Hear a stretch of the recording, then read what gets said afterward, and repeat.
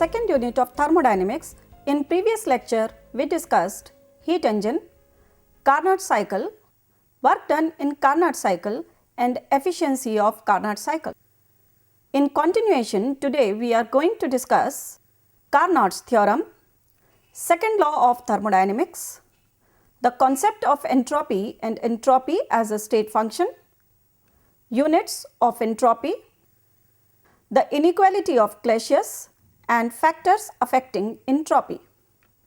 In previous lecture, we showed that the efficiency of Carnot cycle is given by eta equal to Q2 minus Q1 upon Q2, which is equal to T2 minus T1 upon T2. Here Q2 is the amount of heat absorbed from the source and Q1 is the amount of heat liberated to the sink. T2 is the temperature of source and T1 is the temperature of sink. According to this equation, the efficiency of a machine working reversibly between two temperatures depends on the temperature of source and the temperature of sink, and it is independent on the nature of substance or substances used. It can also be said that all periodic machines working between two same temperatures will have the same efficiency, and this statement is also known as Carnot's theorem. You may recall that the first law states that while one form of energy converts to the other form of energy, the energy which disappears is exactly equal to the energy which is produced. But first law of thermodynamics is silent about the extent to which this conversion can take place. Second law of thermodynamics tells us about this point. It says that while all other forms of energy can be completely transformed to heat energy, but heat energy cannot be completely transformed to other forms of energy without leaving some change in the system. This generalization has led to another form of second law of thermodynamics, which states that it is impossible to convert heat into work without compensation. Now we can derive an expression for the entropy through Carnot cycle. The equation which we derived from Carnot cycle, Q2 minus Q1 upon Q2 equal to T2 minus T1 upon T2 can be rearranged as 1 minus Q1 upon Q2 equal to 1 minus T1 upon T2, or we can say that Q1 upon T1 equal to Q2 upon T2. Now this equation may also be written in general form as Q reversible upon T equal to constant. Here Q reversible is the heat exchanged in the reversible process and T is the temperature at which the heat exchange takes place. Now Q reversible upon T is a definite quantity and is known as entropy and represented by S. The equation Q1 upon T1 equal to Q2 upon T2 has been derived by using the positive sign for the heat absorbed and negative sign for the heat released. Therefore, Q2 has been taken to be positive and Q1 has been taken to be negative. If we put both as positive, Q1 and Q2, whether it is heat absorbed or heat released, then this equation Q1 upon T1 equal to Q2 upon T2 will take the form Q2 upon T2 equal to minus Q1 upon T1, or we can say that Q2 upon T2 plus Q1 upon T1 equal to 0.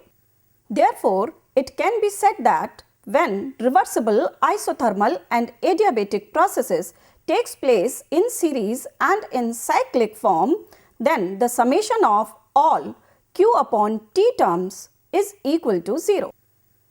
Any cyclic process, if carried out reversibly, can be shown to consist of a number of Carnot cycles. Consider a cyclic process in which the change from the state A to state B and back to the state A is carried out reversibly. The path A, B, A may be considered to comprise of a number of Carnot cycles, that is, of a series of isothermals and adiabatics as shown in this figure. The lines slanting horizontally stand for isothermals and those slanting vertically stand for adiabatics of the small Carnot cycles. If each isothermal and adiabatic change is made extremely minute, that is, each Carnot cycle is made extremely small by increasing their number, then the paths inside the loop cancel each another and the cycle corresponds to continuous curve ABA. Thus, any reversible cycle can be considered as made up of a number of Carnot cycles. Knowing that for each Carnot cycle, Q2 upon T2 plus Q1 upon T1 equal to 0, it follows that in the case of the reversible cycle ABA comprising of a series of Carnot cycle, this expression takes the form summation of Q upon T is equal to 0. That is, the sum of all the Q upon T terms of the Carnot cycles is equal to 0. And for an infinite number of Carnot cycles, sigma, that is summation of dq upon T will be equal to 0. Since the cycle is performed in two steps, that is from A to B and back from B to A, it follows that summation of dq upon T equal to 0, which can be shown as integral of dq upon T within the limits A to B plus integral of dq upon T within the limits from B to A is equal to 0.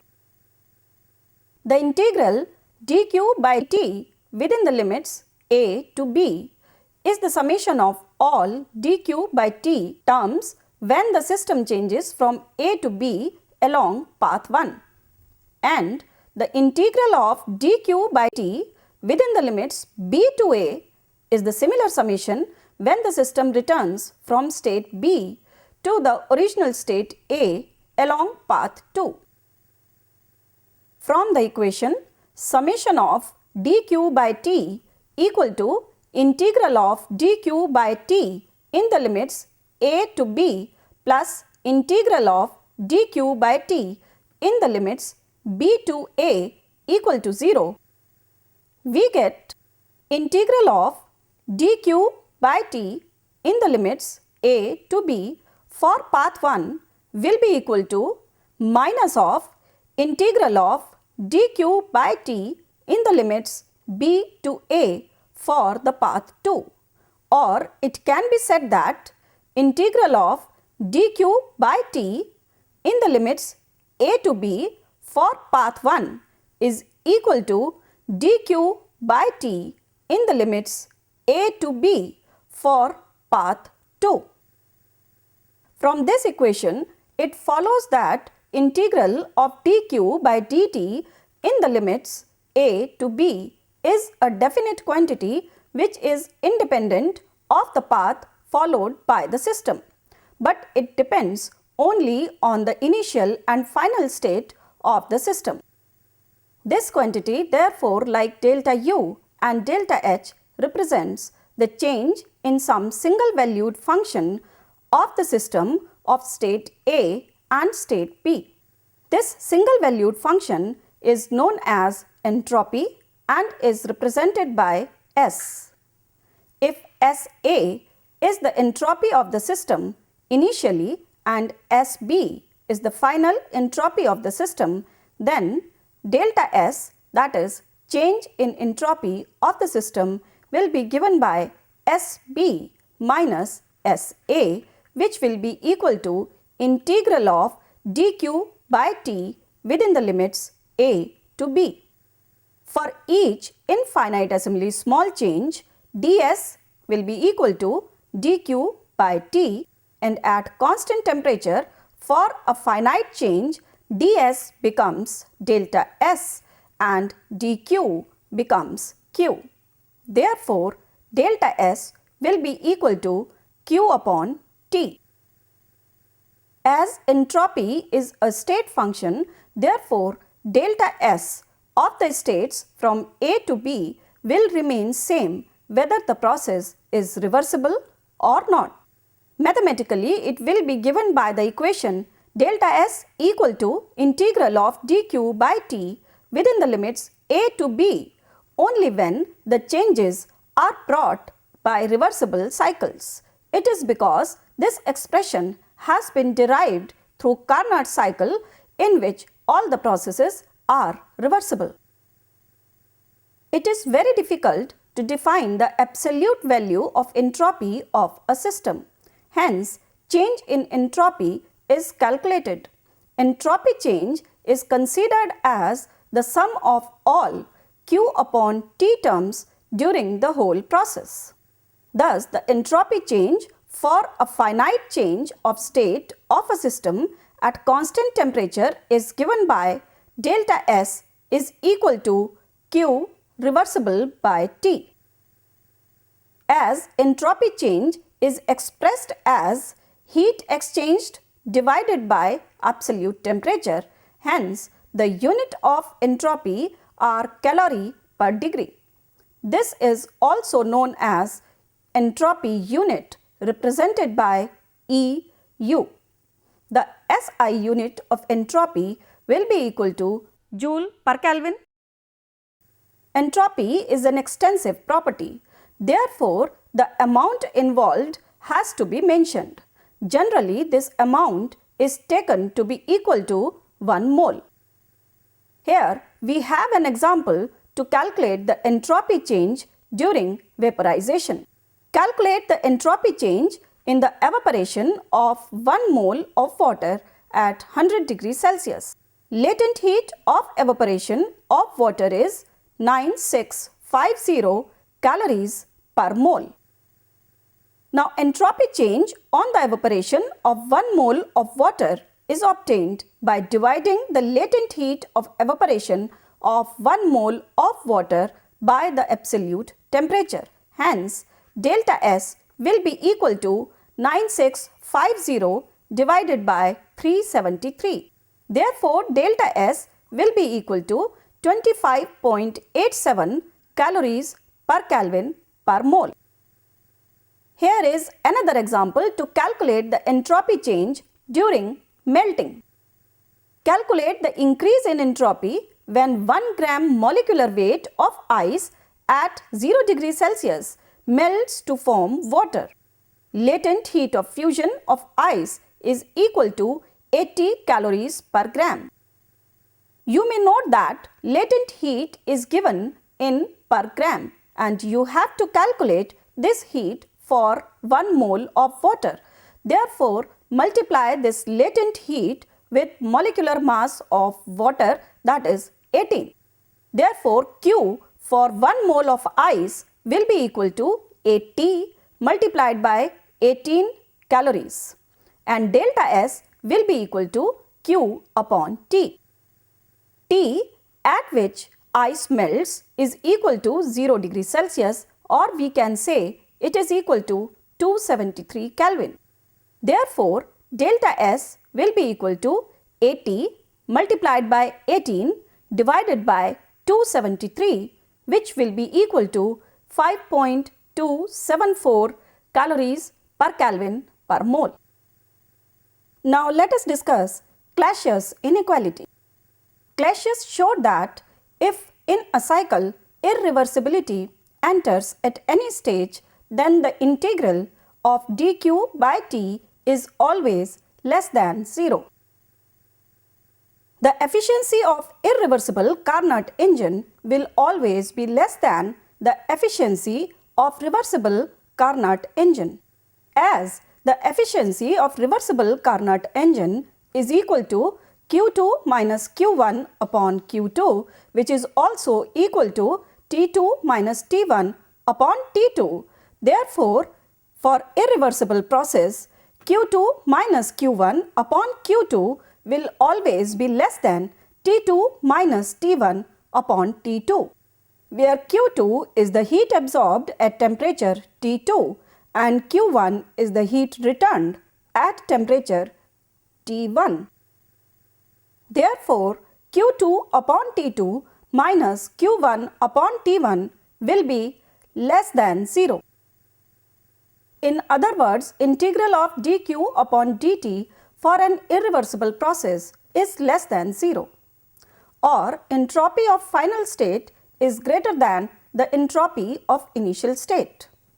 As most of the processes occurring in nature are irreversible, hence it can be said that during spontaneous process or during irreversible process, entropy of universe tends towards maximum.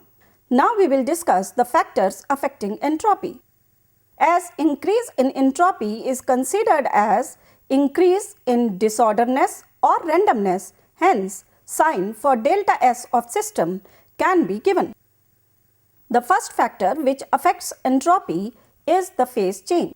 When melting takes place, the substance is transferred from an orderly form to a more disordered form.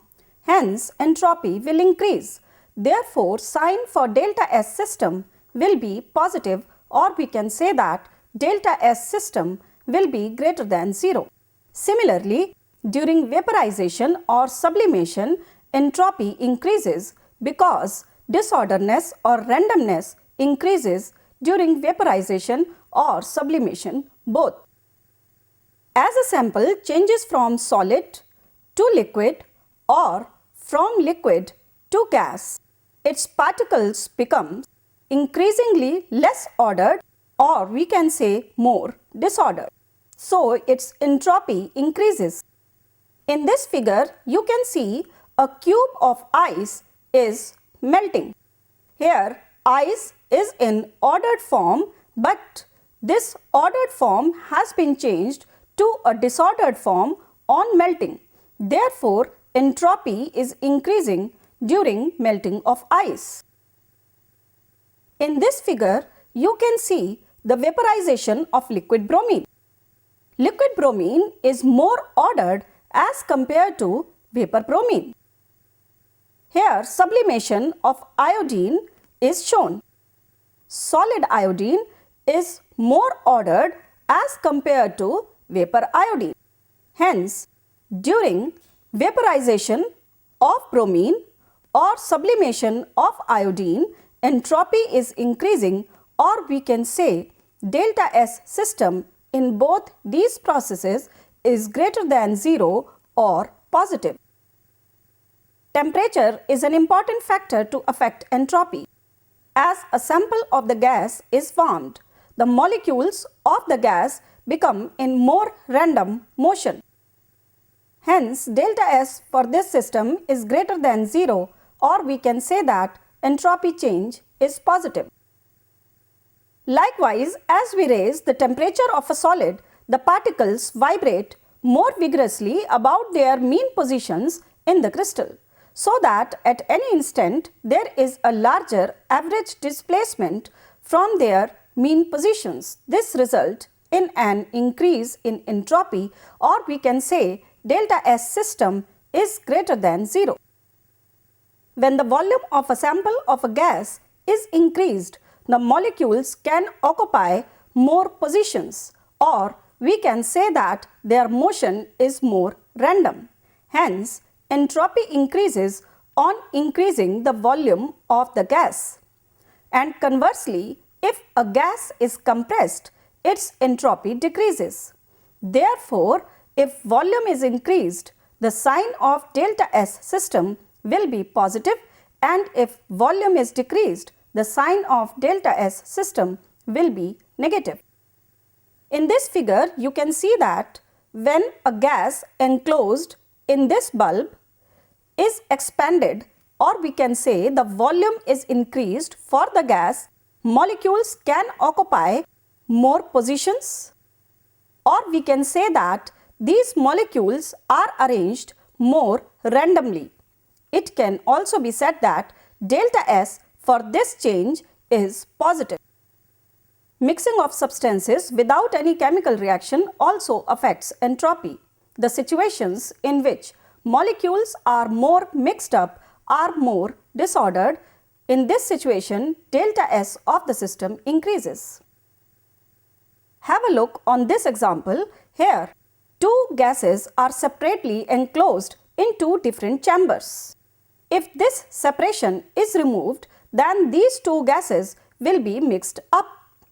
Here you can see that the mixed gases are more disordered than the separated gases, and delta S system will be greater than 0.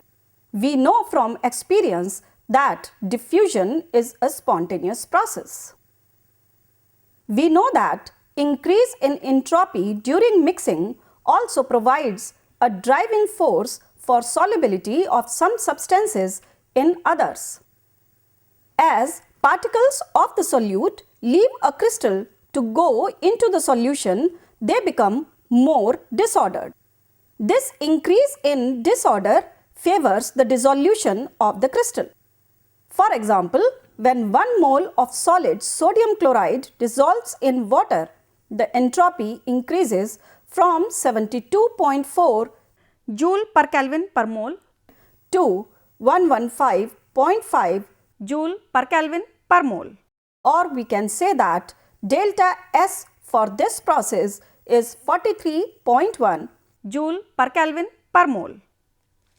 Here you can see that in the crystal of sodium chlorides, the cations and anions of Na plus and Cl minus are arranged in perfectly ordered condition. But when this crystal of sodium chloride gets dissolved in water, then disorderness increases, hence entropy increases. When water and propyl alcohol are mixed to form a solution, then you can see disorderness increases, hence entropy increases, or we can say that delta S will be greater than 0 or delta S will be positive for this dissolution also. Increase in number of particles or dissociation of gases or different substances also affects entropy. As in the dissociation of a diatomic gas such as F2 gaseous giving 2F gaseous, any process in which the number of particles increases results in an increase in entropy, that is delta S system will be greater than 0. The processes that result in increase in moles of gaseous substances will have delta S greater than 0. For example, if we take this reaction, liquid hydrazine reacts with hydrogen peroxide to give nitrogen plus water, then you can see that there are no molecules of gaseous substances in reactants, but in products there are 5 moles of gases. As number of gas molecules increases from reactants to products, therefore delta S for this reaction will always be positive, or we can say delta S system will be greater than 0. Now we have an example in which you can arrange the entropies of different substances in order. Rank each group of substances in order of increasing absolute entropy at 25 degrees Celsius and give reasons for your ranking.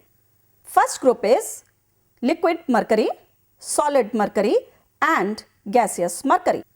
Now for any substance, entropy increases in the order of solid has less entropy, liquid has greater entropy than solid, and gas has even greater entropy than liquid.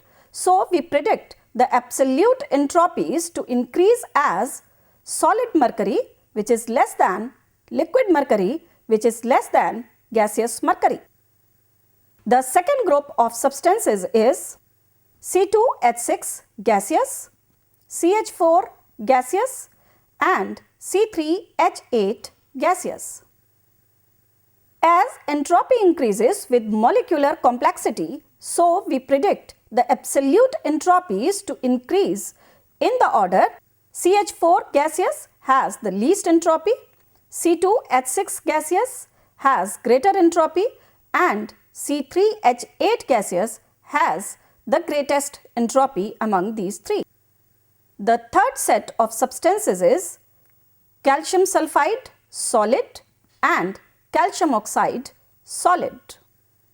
Both of these ions contains 2 plus and 2 minus ions, that is a cation with plus 2 charge and an anion with minus 2 charge. Hence, charge alone cannot decide the entropies of these two substances. But O2 minus ion is smaller than S2 minus ion, which shows that O2 minus ion will be strongly attracted towards calcium 2 plus ion. Therefore, it can be said that the entropy of solid calcium oxide will be lesser as compared to the entropy of solid calcium sulfide. In the end, let us revise what we have discussed today.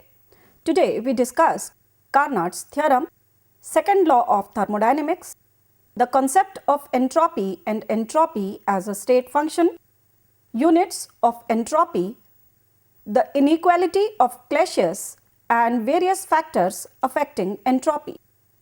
In continuation, in next lecture, we will discuss thermodynamic temperature scale and entropy as a function of volume and temperature, and entropy as a function of pressure and temperature.